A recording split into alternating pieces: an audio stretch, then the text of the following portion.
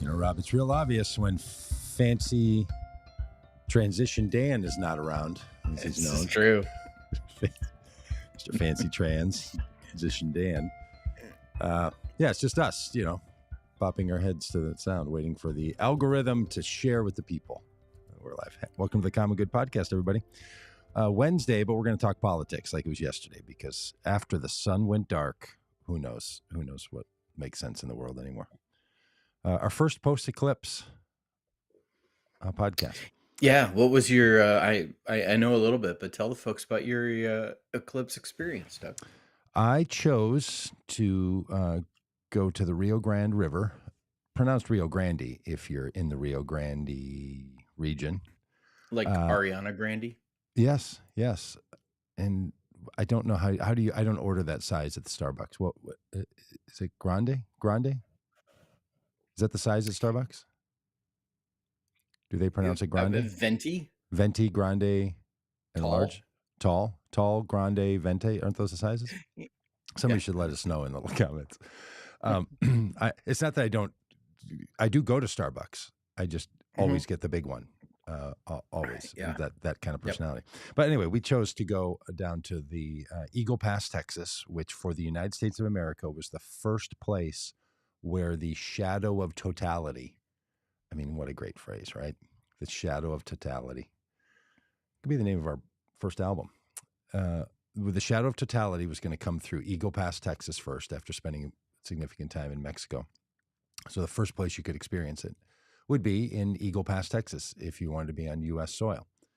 And then it was going to stretch across the country, Arkansas, where you are, and other places, all the way up to Maine, and then off into the ocean, I think, and then went away. And I chose to go down there for a whole lot of reasons, some friends, the work that we do, border issues that we do.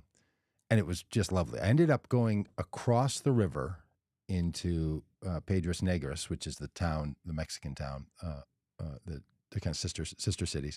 Just a short little walk across. Hey, and here's the thing, Rob. You're in the United States. There's an international bridge, cars, trucks, and then just a walking path. You just walk in. You just say hello to them. They send you through a very basic detector, and you walk right in. Walk right in. Sit right down. Right in. They really care about your hair over there. Not a care in the world from anybody. It was almost as if the border was open.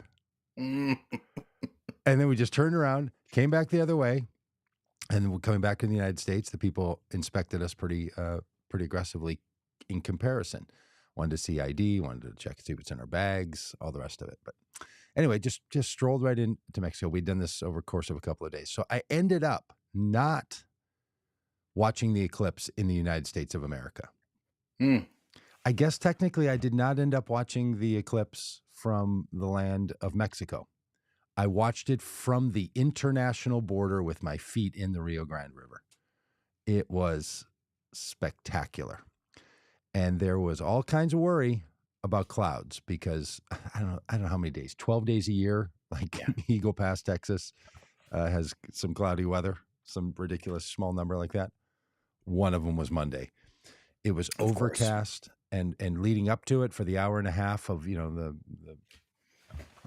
eclipse slowly coming into being, we would have maybe 20 or 30 seconds where we could see the sun, and then it would be covered by the clouds. Really, really disappointing. And then at 1:26, with totality happening, I think 45 seconds into the 27th minute of the 1 o'clock hour, 1:27, 45, somewhere in there, the clouds moved for probably for 5 or 6 minutes. There was one brief little cloud that came over during totality. It was spectacular. I was there with astrophysicist Paul Wallace of Common Good Science fame, and people from both Piedras Negras and from Eagle Pass, and it was just tremendous. You've never seen a totality? I have not, and I decided I had really gone back and forth, and I decided that I would stay here at the house and experience 98% totality as opposed to 100% totality. Yeah, why not? Which was about an hour away. And goodness. I think I will deeply regret this probably the rest of my life. Uh, I mean, it was cool. It was weird and in like an enjoyable experience to feel the temperature drop, to see the light change. But I know that an hour away, I could have been in the path of totality. uh, And and now part of the reason why I didn't go okay. is because there'd been a lot of talk about how there was going to be 1.5 million people visiting the state of Arkansas. Our roads would be overrun and traffic would be Oh, unbelievable. That it would just be an absolute nightmare. So much so that our governor declared a state of emergency here in Arkansas. I'm just transitioning right into the yeah. stories, Doug. Yeah, I'm gonna Uh, drag us back into the eclipse, but go ahead. You go right down the thing yeah, because this so is the much right way so to that go. Sarah Huckabee Sanders, our governor, declared a state of emergency in anticipation of the eclipse happening. And by all reports, Yes, um, not a problem. everything was fine. Everything was fine. Traffic was, normal. Not a problem. Um, yep. Um, Over and over and over again, friends of mine reporting from various towns where they had gone to get into the path of totality. Um, reporting that like, hey, restaurants are not overrun. Yeah, Everything's good. there was no And emergency to be stated. no, and it's interesting. There's listen, Sarah Huckabee Sanders is just bad at this job. Yeah. She's bad at being governor. Yep. And there's and she's actually getting a lot of blame right now. There's people that think that like her declaring a state of emergency scared people from Yeah, coming to kept people Arkansas. like you from going out to the restaurants and stopping for a little lunch on the way, maybe buying a little Yep. gas, like feeling the economy. Why Republicans continue to want to decimate the economy by scaring people is just Yeah. hard to wrap your head around. Yeah. And not just people like me that would have driven an hour. Um Yeah. but I mean, it was a factor when I was talking with Vanessa about like, hey, should I go? She's like, oh, traffic's going to be terrible. There's going to be tons of people out there because that's what we had been told. Turned Right. out it wasn't the case because Sarah Huckabee Sanders is just bad at this. Yeah, look, Just we've all bad. been bad at jobs. I had one of my first jobs was at Fuddruckers, a little restaurant. Oh, I was yeah, yeah. a Did you cook. eat the kangaroo? I don't know if Did they have that's a an expression or if they actually no? had kangaroo on the menu, but Didn't they no, have kangaroo burgers at Fuddruckers? I did not that we ever saw here Oh, in Golden I thought Valley, that was Minnesota. There was I no thought that was a thing. we weren't eating kangaroo. Tell your story. I'm going to the Google machine. Are you sure you haven't conflated somehow Outback Steakhouse with Fuddruckers and ended up with a kangaroo Aussie? I don't know what's going on. Look, Sarah Huckabee Sanders, is having a tough run. It's a tough job. Doesn't fit her. I wasn't qualified for my job at Fuddruckers. I've done some other jobs that I barely squeezed by getting them done.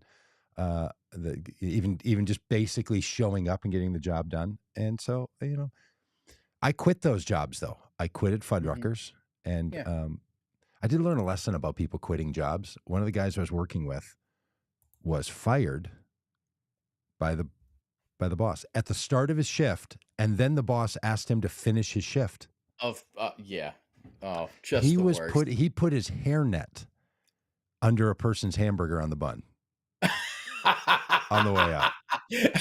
I was standing right there when the guy came back with this terrified look on his face, a bitten into hamburger and a hairnet. And I was like, "Oh yeah, no, Because he had been fired? yeah." And then I he'd been mean, fired, and then they let him mm, work for 4 hours, just uh, doing things to people's food because he was out of his mind. Yeah, yeah. So I did learn that hilarious. lesson. So that was Yeah. worth it. But I wasn't good at the job, and Sarah Huckabee Sanders probably isn't good at her job. Nope. And She's not. and her bosses are going to have a chance to make that determination in a big board meeting called a vote. Mhm. If she even makes it to that, because Oh, she might touche. end up as Donald Trump's vice president. There you go. But, Well, she won't have a speaking chance to of be good at that job either. yeah, speaking of running mates, here, look at me making another transition. Speaking of running mates, we're going to get another vice presidential candidate today. We Oh, got no was. Nicole Shanahan a week or so ago, who is Robert Kennedy Jr.'s Yep. running mate. We've got Kamala Harris, who is Joe Yep. Biden's running mate. Cornel West, who is running as an independent for president of the United States, is going to be announcing his Do you running mate do today. you think it's going to be a woman? Yeah. My guess that all the candidates running are going to have a woman on the ticket. I think we're just now to a place where if you don't, that becomes the obvious Mhm. thing. Do you have any predictions? No, I have no idea. I have no idea No, who I don't Cornel know. West would want. I have no idea why Cornel West is running. I mean, I'm glad Yeah. for anybody to run for president. Good enough. I mean, the American people can make their choices, and Yeah. Yeah. not bothered by that. Don't know why these people are spending their time and energy on it, but it makes sense to them. So all the power to you. I Yep. don't. Yeah. I did see a picture of a Facebook friend of mine, AJ Smith, who was with Cornel West yesterday. So Okay. fingers crossed that it's Could it be AJ Smith. AJ? It's Could it AJ be Smith.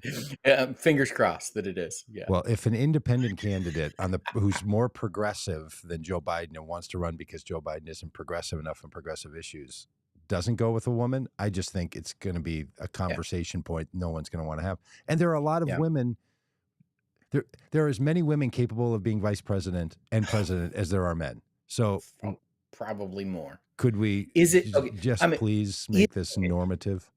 Is the question here is not, is it going to be a woman? Is it going to be, is it going to be someone we've heard of? Oh, yeah. Yeah. And who gets included in the we that we've heard of them? Because somebody will have heard of this person, but you and I. You and me. I mean, I had never heard of Nicole Shanahan before she was rumored to be RFK Jr.'s running mate. I had never heard of RFK Jr. though before it was rumored that RFK Jr. was going to run for president. So I didn't know. Yeah, but he's got a name that kind of sounds familiar. I had heard of Kamala Harris. I had not heard of Sarah Palin before she was named as John McCain's running mate. My guess is this is not going to be someone we know. Yeah. I bet that's right. I bet we'll have to Google the person and find out what they've done. Well, look, if people are talking about the presidency and it's about something other than how horrible Donald Trump is, I guess that could be good for just the spirit of America. Hey, can I get back to this eclipse? I just want to finish off one thing and transition into it. I mean, I don't want to rub it in. I seamlessly went into two news stories. You did. It was great. It was well done. It was well back. Now I'm going to circle back and drill down as they do in the business world. The governor of Texas has put a target on the back of Eagle Pass, Texas, a small little border town. Has taken over their park. Has put the National Guard from not only Texas but from Florida and from South Dakota and from other places in place. Has lined the banks of Eagle Pass, Texas with shipping containers, railroad shipping containers, wrapped it all in razor wire. And when you're on the Mexico side looking over, it just looks like your neighbor that can't take care of their property. You would call the officials to say they've got to clean up the yard over there. It's so ridiculous. And they shut down the park. So no parties in Eagle Pass, Texas, no celebrations over on the Mexico side. Party started at 6, went till 2 in the morning. Next day, it was one of the most fun nights of my life the night before the eclipse. So fun. And the contrast, Eagle Pass, Texas was supposed to be the center of the eclipse in the United States. They had planned a music festival that they were anticipating 30,000 people to attend the music festival in the park on the river. Governor Abbott shut it all down. They sold 2,500 tickets. Eagle Pass, Texas had already outlaid all the money. The thing you were talking about was supposed to happen in Arkansas was also supposed to happen in Texas. Hardly a person there. I mean, we ran into a few, little handful, but no more than you would on any other random day. Yeah. It was just watching the choices of governors to damage their states is remarkable. Yeah. And these Republican governors with their overstretching power demands, taking over parks, telling the federal government what they should do, calling states of emergency because it's in the governor's authority. little power. They say they want smaller government, less interference, but they really love the power when they can roll it out. Yep. They just adore it. And Totally. so it was really super sad. But it didn't stop the fact that when the total eclipse happened, the totality, the difference, Yeah. I'm not rubbing it in, Rob. I just want to say I this know. happens to I me know. again. I know. The I difference will. between 98% was that's cool. When it hit 100%, I was speechless. Yeah. Then Yeah. I FaceTimed my wife. Then I turned on my camera. And if anybody wants to watch a guy watching an eclipse, Mm, it, riveting. Uh, riveting, riveting. yeah. And then at So, the end of it, I literally had to go over on the banks of the river and sit down. mm, I was, I don't know how, why. It was just so much. I wasn't teary, but I literally, truly had to go and sit down. Other people around too were just like, oh my gosh, what is going on right now? Like it was something in the human experience of seeing the sun just have a halo from the it was truly great. And yeah. maybe other people would have other experiences. And then my Well, eyes went back across the river and I thought, Greg Abbott can even literally mhm, screw up a lifetime astronomical event.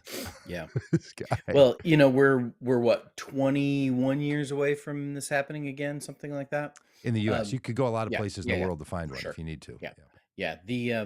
The path of totality will once again, in 2045, go through Arkansas, and this time it will actually go right over my house.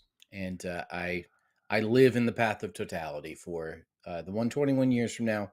So fingers crossed that I'm still around and living here, And and living there. Yeah. Yeah. you know, And that you don't have to it drive an might hour because no, we already know. yeah, Not I kidding. you know. Hey, you know what else it did? It totally changed for me the meaning of that number one hit song from 1984. Well, I was going to ask you this question: that what was your go-to song for the eclipse? Because mine might have been a little different. Uh, You go with Total Eclipse of the no, Heart? I didn't have one. There was no music being played. I stood in the river and wrote a song about the Rio Grande Mm, River, but that was it. But we all agreed, anyone that was around where we went to kind of a little more secluded place. Look, mhm. no music, none of that. Yeah, Like yeah, yeah, yeah, this is yeah, all yeah. attention. So But when you we like, didn't do yeah, any. but okay, not during the eclipse, but did you have like a little, song in your head? Was it Total Eclipse of the Heart? It was not. No. No, No, I didn't. it I wasn't. really didn't. I didn't have one. It Mm, was nope. mm. Well, Mine was not Total Eclipse of the Heart, nor was it anything by Pink Floyd like Kimberly had. Mine was U2 song "Staring at the Sun," which I ah, yeah, which has the line, "I'm not the only one staring at the sun," which I thought was an inappropriate line for nice, the eclipse. nice. Uh, yeah, it was magical. It Mhm. was magical. I mean, you still ask yourself, was it worth all the effort and all that? And Yeah, at this point, the answer is a resounding yeah. yes, yes, yes. And something I don't know, kind of shared national. Like, there's not a lot of things shared. Like e- Yeah. even the Vanessa and I were guys. talking yeah, Vanessa and I were talking about that, like, this was one of those interesting experiences that was like a shared national experience. Yep. We've really the more fractured our media has gotten, the more fractured our lives have gotten, we don't have nearly as many shared national experiences anymore. And it used to be when there were three television networks, you pretty much everybody was watching, Yeah. basically the same thing. Yep. It's just not that way anymore, and I'm not lamenting that. It's just an Yep. observation. This was one of those experiences that like everybody was in on, which was Yep. really cool. And you don't want your governor screwing it up. No. It was pretty good. Hey, you know where things are not going well for for a lot of people is the fact that Arizona Yeah. Supreme Court yesterday made a determination that the state of Arizona can and should and will return to an 1864 Yeah. abortion ban. You catch yourself saying the date just because, like, 1864? Like, 18. oh my goodness sakes. It was still a territory at the time, and they had a total ban on abortions in that territory. The Supreme Court said because of Roe versus Wade, going back to that, people running for Senate, former governor candidates like Carrie Lake, were all in favor of returning the 1864 standards when Roe versus Wade passed. Hmm. And then they watched the reality spread like a shadow of totality across the political system. And they were like, oh my goodness, people. So then yesterday, these same people who wanted Donald Trump to be elected so that Donald Trump would appoint people who would overturn Roe versus Wade. And when those people were appointed, and when they did to overturn Roe versus Wade, they cheered the fact that they would return to the 1864 standards, are now saying it's a terrible decision by the Supreme Court. The legislature has to get into gear immediately and stop this from happening. Even Hmm. the most ardent backers of banning abortion are saying we can't do this. Now, not all of them. There are some who are still very glad about this. And this turnabout and run away from the very thing they called for is uh, good news. Yeah. Good news that the most draconian attempts to try to take us back in time, not supported by the most conservative Republicans running for office. Just unbelievable. Yeah. Uh, we're going to find out whether or not Republicans believe in their principles or whether they want power. Uh, Republicans have said over the years, they've said two things. They have said that abortion is a states' rights issue, and they have said that abortion is the murder of unborn children. Now, those two things could be true, but if you believe that abortion is the murder of unborn children, why would you ever leave it up to the states to decide? Why, if you believe that abortion is the murder of unborn children, why is that okay to happen in New York, but Mhm, Arkansas or Arizona or Mississippi or Florida could decide not to do it? mhm, mhm, They have put themselves in a position where, um, like it's logically, mhm, morally untenable, and that tension is playing out right now.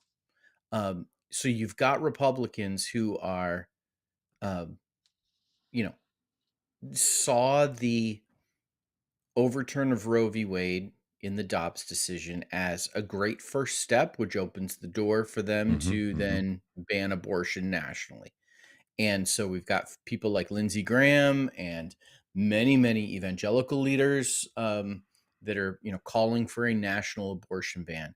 And what we see is they were disingenuous about the states' rights part. Yeah, that's right. That's, and then you've got other Republicans who are looking at this situation and saying, oh, wait a minute. This issue is going to destroy us in November. And we've seen it over every time abortion has been on the ballot since the Dobbs decision, whether in Kansas or Ohio, Virginia, Illinois, other places. It is over and over and over again uh, been a massive defeat Mhm, for these, you know, extremist anti-abortion policies.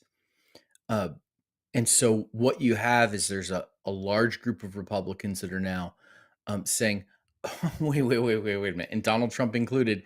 yeah, We need to leave this to the states. We need to leave this to the states. We need to leave this to the states because they know that any national push for an abortion ban is going to tarnish the Republican brand even further and make it more difficult for them to win elections. And so what we're finding with those Republican pro-life leaders is that they were disingenuous about the mm, the murder part of the argument.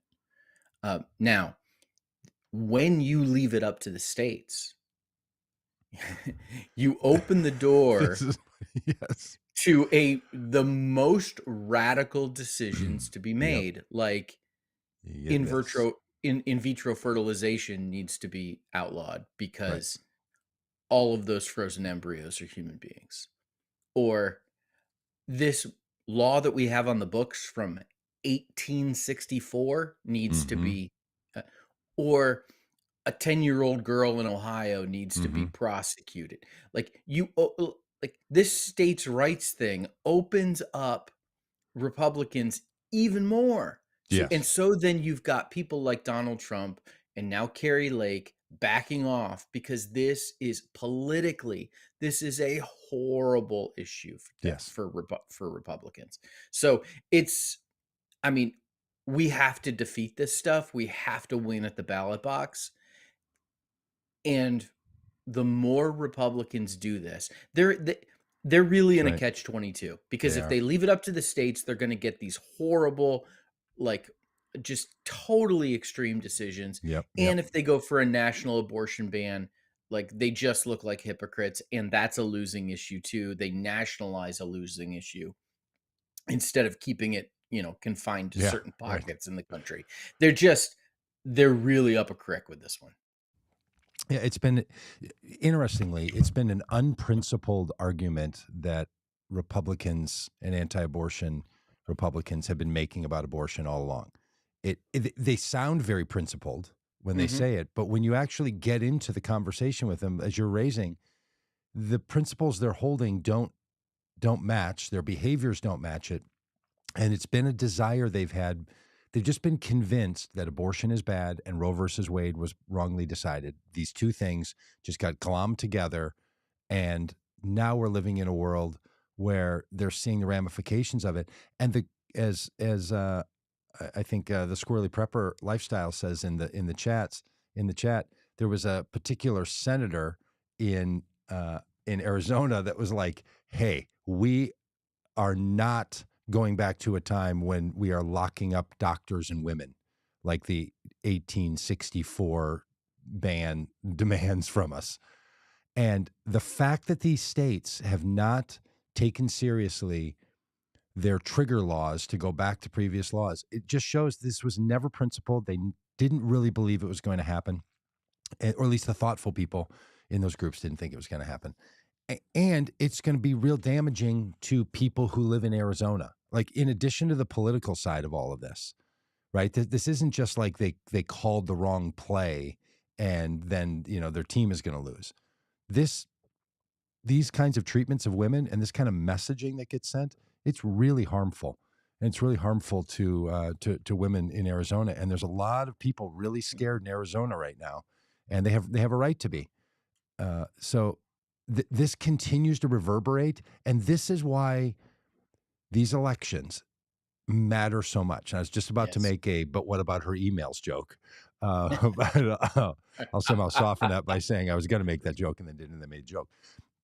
But this is the kind of thing where people are like, it doesn't really matter about these other things. Everyone's all the same. Like, I'm just going to argue about this thing, or I couldn't vote for her, or just opinion about one particular topic. Honestly, and I know people don't incorporate a whole lot of other issues into their voting other than the ones that are sort of front and center for them. But anytime we can help people to just realize that the current spate of Republicans and Republicanism with the MAGA virus at the center of it is not intended to make things better in this country. It is intended to pull back on government power and to unleash a torrent of bad ideas upon the American people and the planet. And there is so much going on in this election. It, Rob, might be enough for someone to think it's the most important election of our lifetime. One of these is It's going to be. it's almost as if we're like, okay, it wasn't the last time. We're like doomsday prophets. Yeah, Okay, that's it right. didn't happen last This time, but this next time, is this could be the most important, or perhaps every election yeah. is Doug important. Doug, this isn't on the list of topics to talk about, but we got breaking news on Twitter right now, on Oh, X. they're There's shutting it video. down, and Elon Musk No, is no, going to no, no, no, apologize to no. the American No, people. Okay. There is Kevin McCarthy, former Speaker of the Oh, House, um, on some kind of, boring C-SPAN show, okay. um, being interviewed. Here's the quote, direct quote, "I'll give you the truth why I'm not speaker. It's because one person, a member of Congress, wanted me to stop an ethics complaint because he slept with a 17-year-old. Did he do Oh, it or not? I don't know." so Kevin McCarthy is like, "Hey, I've been day drinking since I got out, and I'm just gonna tell you the truth. You know why? Because I was trying to get the pedophile to have to fess up for his thing and his ethics complaint. That I'm not speaker because one person, a member of Congress, parenthetically Matt Gaetz, Matt Gaetz is who wanted it me is. to stop an ethics complaint because he slept with a 17-year-old. There it And then is. he says, "Did he do it or not? I don't know." Oh. I mean, this is what we've been chatting about and chattering about for Oh, 2 years, 2.5 years, yeah. is that's you I think if someone were to go back through these, scrub through these with AI, our conversations, there was a point where I think you said exactly that. This is simply about Matt Gaetz trying to stop the ethics investigation against him and trying to send a message while he can. Any speaker who supports an investigation of my ethical misbehavior is going to suffer the same fate. That's totally Yeah. Yeah. totally It makes you wonder what ethics complaint has been filed against Marjorie Taylor yes. Greene. Yes. What has she got? What she got up her old ethics Yeah. sleeve? What just a shocking statement from Kevin McCarthy. Wow. I Wow. mean, I mean, Saying like, that phrase is overused now, saying the quiet part out yeah, loud. Like, this is something we all knew, yep. but for But him to for just yes, outright say it, shocking. and So, to say it in the way that he is, this is the only reason. It wasn't yep, the other stuff at all. There's also stuff that Kevin McCarthy has said about like, look, yeah, Democrats are killing us because they have ideas and we don't. Like he's just saying all the things that others have said. And this is what yep. makes the man so pathetic. If we could just not, not beatify him here. Beatify him, is that a word? Not not say not make I us a political saint out of him. yeah. He knew that this was the reason. Mhm. He waits a year later or something like that before he brings it up on a C-SPAN show, on a boring old Yeah, C-SPAN show. He could have stood right there. He could have stood right there and pointed at Matt Gaetz and said, yeah. "Matt, I know why you're doing this, and I'm calling it out right now." That's Wouldn't right. do it. He Yep. lets the It's country go through everything the country goes through, which was just terrible.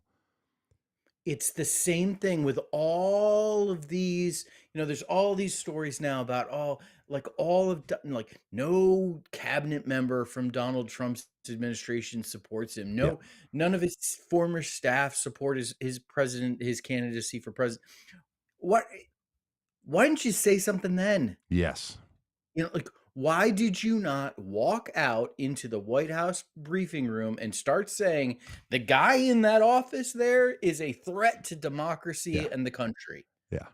And see, like, so, these, Over and over and over. And I'm not oh, saying Democrats are any better. Okay. So fair no, enough. no, no, Maybe no, we're not. Democrats, Yeah, yeah, are not going to stand up and burn it all down to tell the truth either. I don't know. We haven't been faced with that. yeah. Well, maybe with this Menendez thing in Pennsylvania, maybe New Senator Jersey. Menendez in thank you. That been a little quiet. I mean, Cory, who was it? Cory Booker, I think, was out on front of this, and then uh, uh, I think John Fetterman has. Fetterman, yeah, has been out, but pretty quiet, pretty Yeah. quiet overall. Like that guy Yep. is guilty over decades of this stuff, and not a Yeah. word. But Yeah. also, he's not bringing down the Senate. He's not. He's not going after Schumer or something. The fact that McCarthy wouldn't bring this up and tell the truth then, and now feels so emboldened to tell it now. And also, he's trying to burnish himself a little bit. Like maybe I didn't mismanage Matt Gate. He should have. He could Yeah. have, should have dealt with this all a long time ago. Hey, a couple things that are going to be big in our political conversations for the presidency. One of them is inflation, and Mhm. apparently it ticked up 0.2% from a year ago. 3.2% inflation this year to 3.4% inflation, primarily driven by housing and energy costs. And that's enough for people to believe that the Fed, now this 0.2% difference between last March and this March, is enough for people to believe that the Fed won't cut interest rates. It's just bonkers, right? Like, I know I'm not an economist. I don't even play one on Wednesdays, only on Thursdays. There's a big reason why rental costs are up, and a lot of it had to do with the freezing of raising rates and being able to evict people in 2020 through 2021, and for some places 2022, where Yeah. Yeah. states and localities had to You protect ever renters, and landlords lost a bunch of money. So they're Yeah. ticking up. They're ticking up rental price. That's not because something's out of whack. That there's Yeah. just a balance going on here, and we Yeah. just cannot seem to figure out in this country how to let prices on some things move and not just freak out to a level that is, you know, Yeah. a Doug, you a ever bit been overdone, I would say. you ever been cruising down the highway and all of a sudden you see like the brake lights on ahead of Mm-hmm. you and you're like now you're stuck in like Yep. long traffic Yep. and you finally get up to the end of where like, where things are easing and you look around and there's no accident. Yeah. There's no cop pull. There's nothing. Now, what happens in traffic is, um, when something happens, Mm-hmm. Mm-hmm. it causes everything to slow down, Yep. and then that the effect of that lasts. I think there's some kind of name for this, which I don't know what it is, but the effect of that lasts so that like a long time later, like even though everything's been cleared away that caused that, like the effect is still there, Mm. and that's what we have here. Like you're absolutely right. So I think there's two things. One is you're absolutely right on the cost of housing being the result of what happened during COVID. And then I think the other thing, and there's been stories lately that Saudi Arabia and the OPEC nations have been on the side of Donald Trump through all of like Mm-hmm. through everything. And they're in controlling the price of barrels of gasoline, Yep. of crude oil, drives up gasoline prices, which drives up the cost of the supply chain and shipping and cost of goods and all of it. Like that's not just about the price you pay at the pump. It's at the price that you pay for everything, because all of the stuff you buy has to be shipped in from somewhere, and all of that like Yep. takes gasoline. So like when oil prices are up, that causes the price of everything else to rise. Yes, it And can. and Mm-hmm. there and there's a lot of talk lately that the Saudis in particular, who seem to be on the side of Donald Trump and betting on his return to the White House, are doing everything they can to keep the cost of energy higher, and that's going to impact prices. 100% agree. A couple of comments. The Squirrely Prepper says that as a shopper, I find the price of such things as pasta to stay higher than normal. And then Alex has this great little retort that rents and costs of housing and homeowners and car insurance are outrageous. I'm not convinced most of it's justified. I think a lot of it has to do with greed. I Yeah. mentioned last Friday when we did this podcast that if you haven't yet, I like a podcast called Stuff You Should Know, Mhm. and they did one on greedflation last week, and they talk about grocery stores in particular and manufacturers of food products. And there is no debate in economics that of the three areas that economists look at what causes prices, there's the cost of the products, there's the cost of the labor, and then there's the profits that the businesses need to get. And these are the three big buckets. Only the profits side has gone up. In fact, labor costs during COVID and just after have gone down. And it's not all supply chain issues, which would give you the ingredients cost. Sometimes there's little tick ups there, but it was all in the side of profits. In fact, there's recordings of people for big food manufacturers, the General Mills types, ADM, these types, Yep. that saying, look, for a long time, we've needed a price increase at grocery stores. We haven't been able to get there because competition has been too high. This is our chance, COVID, to adjust up, and the country will normalize to this. So we're going to make this big leap. Just saying it to investors and to Mhm. their boards. This is what we're doing, and people are just going to accommodate to it. So some inflation just happens because of the forces, and some of it happens because people in certain industries are making overall adjustments. And frankly, on rents, I was a landlord for a long time. I grew up in apartment complexes. Shelley and I lived in apartment. I'm very familiar with apartment complex prices in a metropolitan area like where I live. They didn't go up for a long time.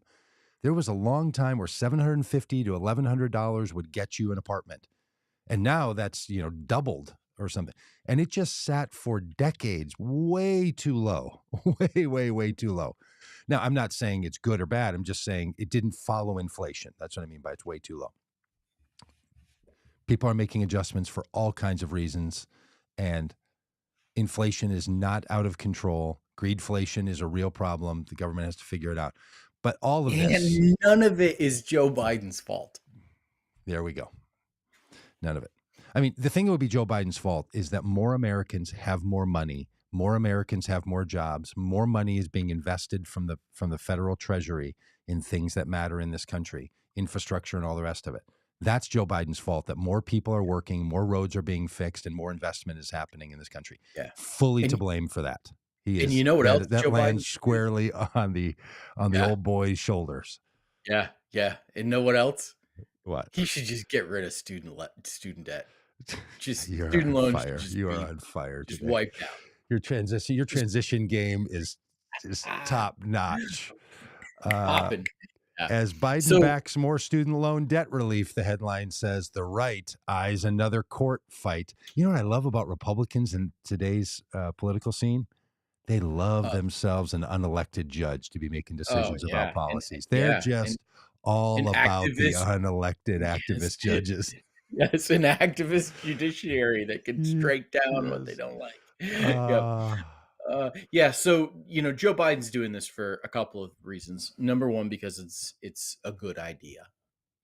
Um, and number 2, because he made a promise that he would, eliminate, um, you know, yep. uh, I can't remember what the numbers were at this point, but a lot of student debt. Hmm. And one of the big criticisms of him has been that has um, that he hasn't exactly followed through with that. Now, he has tried at various points to do it incrementally. Hmm. There's a lot of folks who have wanted it just to be slashed and done with and let the big fight happen. He's taken a more incremental approach. This is another incremental step towards that. I think that you know I would tie two things together. One is that this strikes me as a political move on Joe Biden's part and his team. And listen, I'm totally in favor of it. I think it's good policy. It's a good idea. But it strikes me as a political move because at this very moment, Joe Biden is losing support amongst younger people because of what's happening in Israel and Gaza, and the support that the U.S. has provided to Israel. And I think what Joe Biden is trying to do, his campaign is trying to do, is trying to blunt the loss of that support by rolling out more student loan Mm, forgiveness as a way of enticing young people back mm, into his corner. And listen, yes, good. I think it's good policy, and I think it's good politics. mm. Yeah, I wonder if, I guess my sense is it has less to do with this is something we've been working on since we came in. We're going to keep pressing. It's going to have good political benefits. Like how much of it's the political benefits is the motivator or the cause or having to do with the timing, and how much of it is they've slated these calendar of responses to the fact that they weren't able to accomplish what they wanted to because the Supreme Court, turned them back on that. Then they had to Yeah. go back and figure it out again. And And look, this is the kind of thing in my view that's going to make someone feel better about the vote they're going to make for Joe Biden, or feel better about not voting for Joe Biden if they're on the other side. I don't think it's the kind of issue that makes someone say, "Okay, now I'm going to vote for the guy." It doesn't feel to me. It feels like it's all kind of in the supports, in the boosting people feeling good about it. There's I just a lot of issues that I think for people are like, I I think feel that's better, I true. feel worse. I think that could be the case. I think you're underestimating the dissatisfaction that younger people have with Joe Biden. Oh no, yeah, for sure. No, I look, I'm not at all under. Yes, I just don't think it's enough to make someone move. If they're like, I don't know, if the 4 million people who get relief from this Oh, all were so help me, I hope I'm on that list. or all were movable, it might actually make a difference. The numbers are actually pretty small. That the Yeah, number of overall, I mean, I know the numbers are big, and yeah, if you're one person impacted, that's one's a big number. But overall, these kinds of things are fractional. And honestly, there's a piece of me that's like, I'm glad we're figuring this out to relieve student debt. It's a big deal.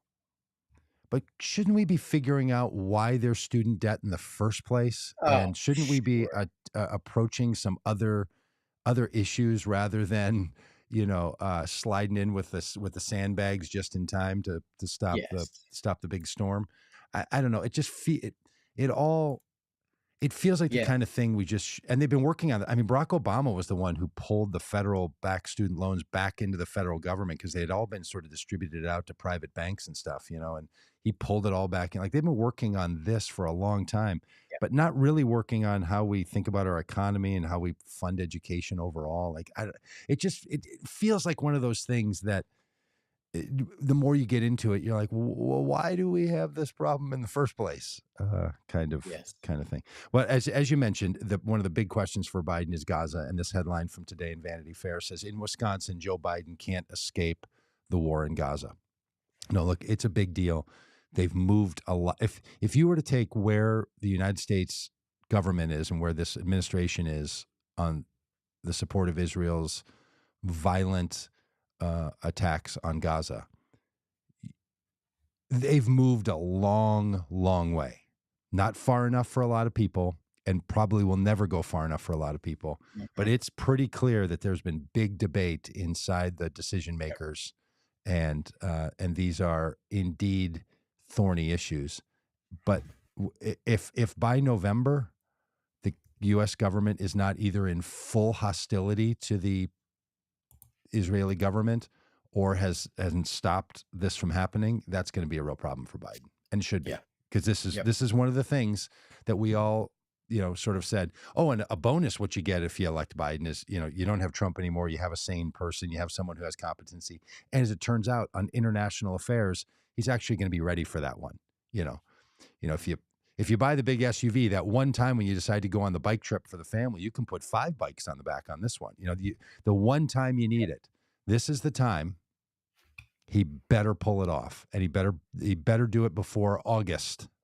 Yes. I mean, I would have said back, a while ago, he better do it before April 9th, but Mm. that didn't happen. So, Yep.